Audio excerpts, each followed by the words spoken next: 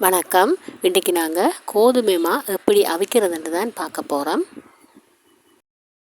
அவிக்கிறதுக்கு முதல் மாவை அரிச்சு கொள்ளுவோம்.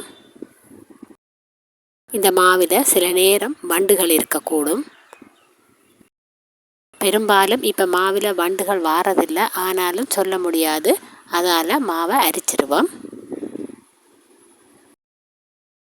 அரித்த மாவை நாங்கள் நீத்துப்பட்டியில் போட்டுக்கொள்ளுவோம். மற்றது நீத்துப்பட்டி தான் வேணுமென்று இல்லை, நாங்கள் நல்ல சுத்தமான வெள்ளை துணியில் மூட்டை மாதிரி கட்டிட்டு இடியப்பம் அவிக்கிற ஸ்டீமர்லேயோ அல்லது இட்டலி பாத்திரத்துலேயோ வச்சு நாங்கள் மாவை அவிக்கலாம். இதில் ஒரு நீத்துப்பட்டி நிறைய மாவு இருக்குது. இது சரியாக 3/4 கிலோ வரும். இப்போ நாங்கள் இதை இப்படியே எடுத்து நாங்கள் அடுப்பில் வச்சுருவோம். நான் இதில் விறகு அடுப்பில் தான் அவிக்க போகிறேன். புட்டுப்பானையில் தண்ணி கொதிக்க வச்சுருக்கிறேன். தண்ணி நல்லா கொதித்ததுக்கு பிறகு தான் நாங்கள் மாவை வைக்க வேணும். மாவை வச்சு சரியாக விறகு அடுப்புன்னா 45 நிமிஷம் அவிக்க வேணும். கேஸ் அடுப்புன்னு சொன்னால் அரை மணி நேரம் அவிச்சால் காணும். விறகடுப்பில் நெருப்பு கூடவாக இருந்தாலும் ஆனால் ஒரு சீராக எரியாது. சில நேரம் அடுப்பு நூந்து போயிடும். அதால் தான் 45 நிமிஷம் அவிக்க வேணும். இப்போ 45 நிமிஷம் ஆகிட்டுது. மா அவிஞ்சிட்டு தாண்டு பார்ப்போம். மா அவிஞ்சிட்டுன்னு சொன்னால் நீராவி நல்லா வெளியே அடிக்கும். அந்த பாத்திரத்தில் இருந்து அப்படியே நல்லா வேகமாக வெளியே அடிக்கும். நான் தனியாக குடிச்சிட்டேன் காணும் என்ற மாதிரி. அதை விட இன்னொன்று, நாங்கள் அகப்பத்தடி ஒன்று எடுத்து மேலால் குத்தி பார்த்தோம்னு சொன்னால் அது நல்லா இறுக்கமாக இறங்கும். இறுக்கமாக இறங்கினால் மா அவிஞ்சிட்டுதுன்னு அர்த்தம். அதே நேரம் நாங்கள் மாவை கையால் கொஞ்சம் தொட்டு பார்த்தோம்னா மா கொஞ்சம் மணல் மாதிரி இருக்கும். அப்போ அது சரியான பதம். நாங்கள் மாவை இறக்கிடுவோம். இனித்தான் நாங்கள் கவனிக்க வேண்டிய முக்கியமான விஷயம் இருக்குது. இந்த மாவை இறக்கிட்டு ஆற விடக்கூடாது. நாங்கள் உடனே அரிச்சிட வேணும். ஆற விட்டோம்னு சொன்னால் மா கல் மாதிரி போயிடும். பிறகு எங்களுக்கு அரிக்கிறது சரியான கஷ்டமாக இருக்கும். இந்த மாவை நாங்கள் வேறு ஒரு பாத்திரத்துக்குள்ளே போட்டுட்டு ஒரு கரண்டி எடுத்து உடனடியாகவே கட்டிகளை எல்லாம் உடைச்சி விட்டுற வேணும்.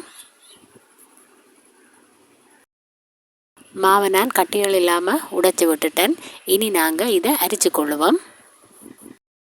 இப்படி நாங்கள் மாவை அவிச்ச உடனேயே அரித்தோம்னு சொன்னால் எங்களுக்கு வேலை சுலபமாக முடிஞ்சிடும். அது இல்லாமல் நாங்கள் மாவை அவிய போட்டுட்டு 1 மணி நேரம் 2 மணி நேரம் செல்ல எங்களோட வேலையெல்லாம் முடிச்சுட்டு நாங்கள் இதை அரித்தோம்னு சொன்னால் எங்களுக்கு கை சரியாக நோகும். சிலர் அப்படியே விட்டுட்டு மாவை மிக்சியில் போட்டு அடிக்கிறது, உரலில் போட்டு அடிக்கிறது. அந்த அளவுக்கு இந்த கல் மாதிரி வந்துடும். கையால் உடைக்கவே முடியாது. அதால் தயவு செய்து அவிச்ச உடனே மாவை அரிச்சிருங்க. மற்றது நாங்கள் மாவை கன நேரம் அவிய விட்டோம்னு சொன்னால் அந்த மாவின் கலர் மாறும். நாங்கள் புட்டு அவிச்சாலோ இடியப்பம் அவிச்சாலோ ஒரு பட்டர் மாதிரி, ஒரு வெள்ளை கலர் மாதிரி, ஒரு மஞ்சள் கலருக்கு மா வந்துடும். அது கூடுதலாக அவிஞ்சு கன நேரம் அடுப்பிலேயே கிடந்தால் அப்படி வந்துடும். கோதுமை மாவில் சில பிராண்டுகள் இருக்குது. சாதாரணமாக நாங்கள் இங்கே கடையில் வாங்குகிற மா மூட்டையை பார்த்திங்கன்னு சொன்னால் பச்சை எழுத்தில் எழுதியிருக்கும். ஆனால் அதை விட இன்னொரு நல்ல மாவு இருக்குது. அது கருப்பு கலர், அந்த பேக்கில் கருப்பு கலரில் பேர் எழுதியிருக்கும். அந்த மா இங்கே இருக்கான்னு எனக்கு தெரியலை கிளிநொச்சியில். ஆனால் கொழும்புலாம் பெரிய கடைகளில் இந்த 2 வகையான மாவும் இருக்கும். நாங்கள் எது கேட்குறோமோ அதை தருவாங்க. அதே நேரம் அந்த கருத்த பேக் மா கொஞ்சம் 5-10 ரூபா விலை கூடவாக இருக்கும். சிலது ப்ரௌன் கலர் எழுத்துலையும் இருக்கும். அந்த மாவும் நல்லது. அந்த மாவில் நாங்கள் இடியப்பம் புட்டு அவிச்சோம்னு சொன்னால் நல்ல வெள்ளையாக இருக்கும். அவிச்ச கோதுமை மாவை நாங்கள் கன நாள் வச்சு பாவிக்கக்கூடாது. கடைசி ஒரு கிழமைக்குள்ளே நாங்கள் அதை பாவிச்சிட வேணும். இந்த மாவை நாங்கள் நீராவியில் அவிச்சிருக்கிறோம். அதுவும் கன நேரம் அவிச்சிருக்கிறோம். மா நல்லா தண்ணியை உறிஞ்சிருக்கும். அதால் இதை நல்லா வெளியில் வச்சு நாங்கள் ஆற விட்டு பாவிக்க வேணும். கன நாள் வச்சு பாவிக்கக்கூடாது. பொதுவாக எல்லாருக்குமே மா அவிக்கிறதுக்கு தெரியும். ஆனாலும் சிலருக்கு தெரியாமல் இருக்கலாம் தானே. அதோடு நான் நேற்று போட்ட இடியப்ப வீடியோவில் என்னிட்ட ஒரு சப்ஸ்கிரைபர் கோதுமை எப்படி அவிக்கிறதுண்டு அதையும் போடுங்கன்னு கேட்டிருந்தவ. அப்படியான தெரியாதவர்களுக்கும் பிரயோசனமாக இருக்குமன்றதுக்காகத்தான் நான் இந்த மா அவிக்கிற வீடியோவை தனியாகவே போட்டிருக்கிறேன். இப்போ நாங்கள் மாவெல்லாம் அரைச்சி முடிச்சிட்டோம். இதை நல்லா ஆற வச்சுட்டு நாங்கள் வாளியில் போட்டு வைப்போம். ஒரு கிழமைக்கு மேலே இந்த அவிச்ச மாவை வச்சு பயன்படுத்த வேண்டாம். கடைகளிலேயும் அவிச்சமாக பேக்கெட் பண்ணி விற்கிறாங்க. நான் அதை வாங்கி பாவிச்சு பார்த்துருக்குறேன்.